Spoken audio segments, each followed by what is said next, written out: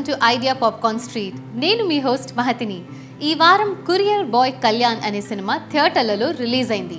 ఈ సినిమాలో నటించిన వారు యామి గౌతమ్ మరియు నితిన్. ఇది రొమాంటిక్ యాక్షన్ సినిమా. దీన్ని రాసిన వారు మరియు డైరెక్ట్ చేసిన వారు ప్రేమ సాయి.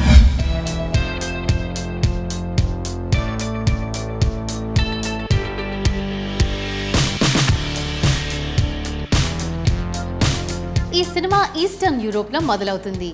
ఇక్కడ ఒక టాప్ డాక్టర్, ఈ డాక్టర్ క్యారెక్టర్ ప్లే చేశారు ఆశుతోష్ రాణా. అతను స్టెమ్ సెల్ రీసెర్చ్ చేస్తున్నాడనమాట. ఆ హాస్పిటల్లో బోలెడని అబార్షన్స్ అవడంతో ఒక పేషెంట్ బ్రదర్ ఈ డాక్టర్ని బెదిరిస్తాడు.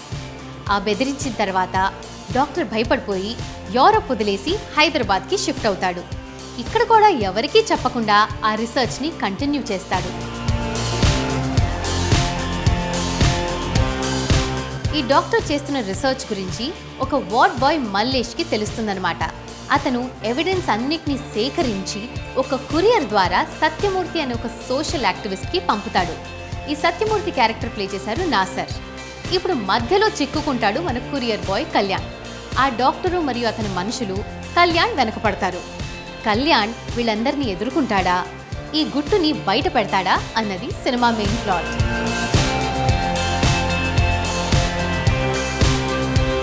పర్ఫార్మెన్సెస్ గురించి మాట్లాడాలి అంటే నితిన్ మరియు యామి గౌతమ్ చక్కగానే పర్ఫామ్ చేశారు.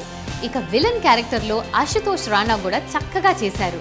కానీ మిగతా యాక్టర్స్ పర్ఫార్మెన్సెస్, ఆఖరికి నాసర్ పర్ఫార్మెన్స్ కూడా అంత పెద్ద నోటిసబుల్గా లేదు.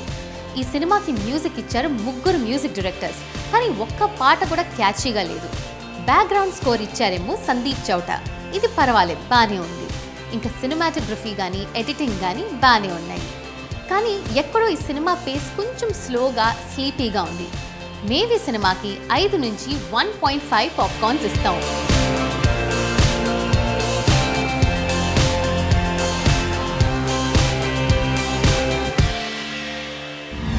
మీకు ఈ రివ్యూ గురించి ఏమనిపించిందో కింద కమెంట్ చేసి మాకు తెలపండి. మళ్ళీ త్వరలోనే ఇంకో రివ్యూతో మీ ముందుకు వస్తాం. అంతవరకు మీ మహతికు సెలవివ్వండి. నమస్తే.